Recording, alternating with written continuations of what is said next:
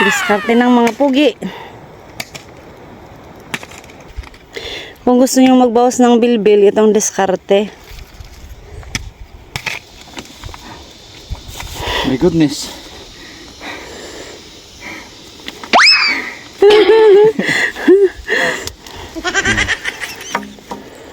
Naggagabi yun si Farao. Sinasaraduan yun sili Taiwan.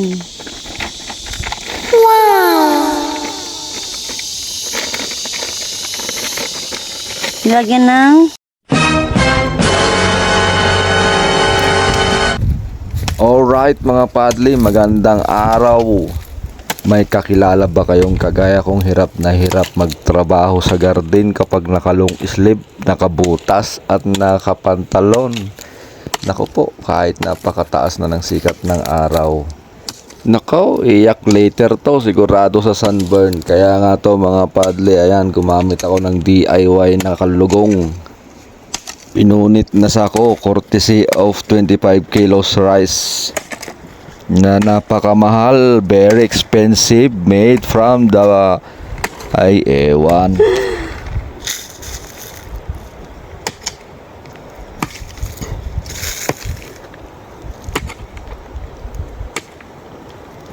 diskarte ng mga pugi. At dahil nga po mga padli, marami ang nagsasabi na ang pagpapaaraw daw ay nakakabuti sa kalusugan.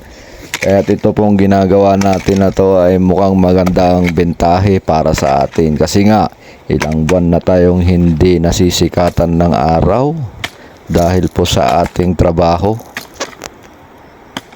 At para po naman sa mga kaibigan nating mahihilig mag-bash, ay nako, inunahan ko na po kayo. Kaya gaya nga ng sabi ko kanina, ako po ay may matinding dahilan kaya po ako ganyan magtrabaho. At para naman po sa mga kaibigan nating farmers, mga kakailyan, na bihasa na po sa iba't ibang klase ng pamamaraan sa paggagarden, paki-comment naman po ninyo kung tama po ba itong ginagawa kong pagsasarado ng kama ng tanim.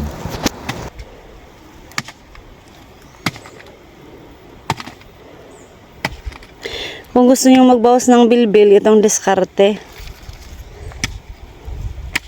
At kung bukal naman po sa loob nyo ang tumulong at imbes na mag-bash gaya ng iba dyan, welcome na welcome po kayong mag-comment mga padli, mga ka-farmers, kung ano po ba ang tamang pamamaraan sa pagsasarado ng tanim. My goodness.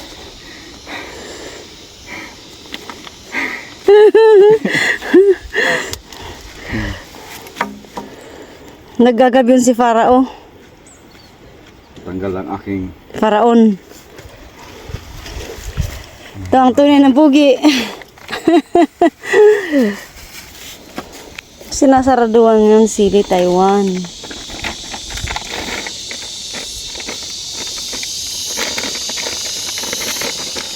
Nilagyan ng tae ng manok.